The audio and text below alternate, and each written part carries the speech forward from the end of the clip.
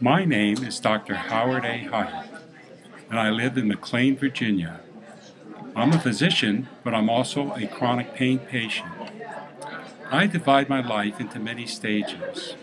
My first life, I was completely Neanderthal and played Division I football at the University of Pittsburgh, and then I met my wife, Judy, who domesticated me. I then went on to be a gastroenterologist and hepatologist as my second life. But my third life began on March 28, 1986, 8:15 at night, by going to the NIH for Liver Journal Club. A young fellow was speeding, crossed the center line, and hit me head-on in a car crash that resulted in a rare muscle disorder that put me in a wheelchair for over 20 years and wearing a head, neck, and back brace, and changed my life completely and ended my career as an endoscopic gastroenterologist. And so my next stage of my life was as a chronic pain patient. And when I went to various physicians and not sitting in my usual and customary chair, it became very apparent to me that my fellow physicians had little or no knowledge of pain management. And I had silly things said to me. Now, being a male, a doctor, an ex-football player, I stated, if this is happening to me, what is the average person doesn't have a chance in this situation? As a result of my experience, I said, I have to learn this subject. And I said, I'm going to learn this subject and dedicate myself to the interface of pain and addiction so that I could treat good people with complex medical problems. And notice I said not bad people with complex medical problems, but good people with complex medical problems. And in my wanderings and lecturing all across the country, I have found the following. Many physicians, and certainly lay people, do not know the difference between physical dependence and addiction. And I want to state unequivocally, there is major differences. Addiction is a chronic neurobiological disease with genetic, psychosocial, and biological factors. It's marked by cravings for the drug.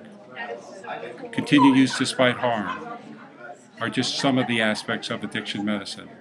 While physical dependence is a natural, expected finding with taking a certain class of drugs, such as opioids, but is also found with other classes of drugs causing physical dependence, such as antidepressants, calcium channel blockers, beta blockers used to treat heart disease, and certainly physical dependence occurs when using corticosteroids to treat asthma. Physical dependence is either necessary or needed to make the diagnosis of addiction.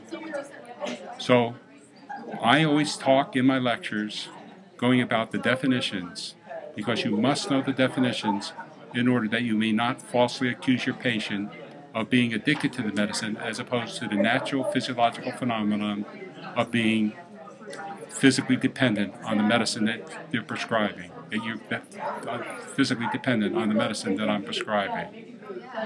This is extremely, extremely important.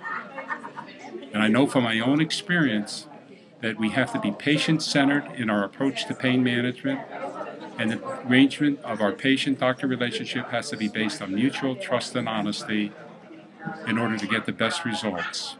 And we have to make our patients comfortable in regards to telling them what information that we need to know, so that and make it clear that we will not use this information against them or prevent them from receiving the treatment that they need. We have to get the balance back in pain treatment.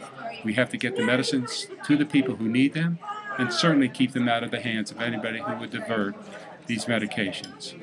And finally, we have to know that the addiction and abuse or misuse of medicines is a medical problem that can be solved with better communication with our patients, and obviously enlarging the treatment team as necessary, while diversion is a criminal problem and should be treated entirely different.